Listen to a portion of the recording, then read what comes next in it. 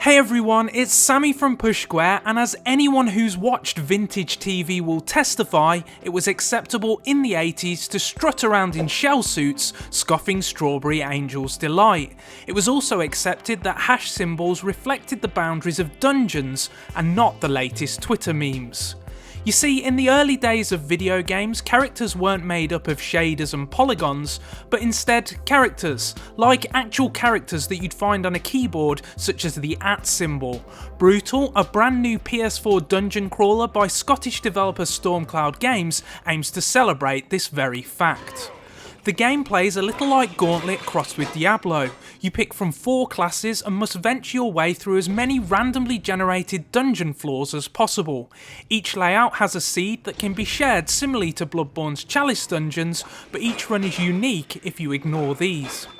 As is the case in other roguelikes, death is permanent, so you'll need to start afresh each time that you die. But there is loot to collect throughout the game which can be offered to the gods in return for extra lives.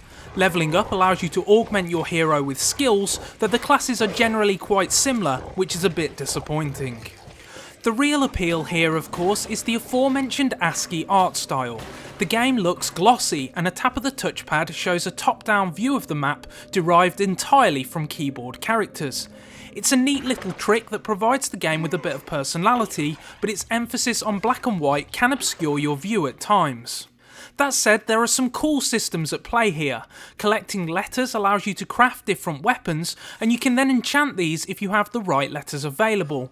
Similarly, you can brew different potions using items that you pick up, but the game randomises the purposes of these, meaning that you never know what effects they'll have until you dare to use them. Once you wrap your head around all of the mechanics, this becomes an easygoing experience that's fun in both short blasts and extended sessions.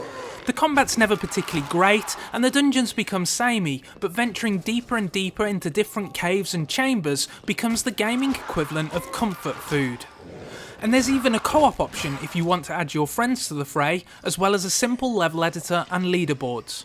Brutal was never going to set the world alight, but it grew on me after a few hours, and with a very reasonable price point, it's a decent homage to the roguelike releases of yore. But do let me know what you think in the comments section below, and thanks as always for watching.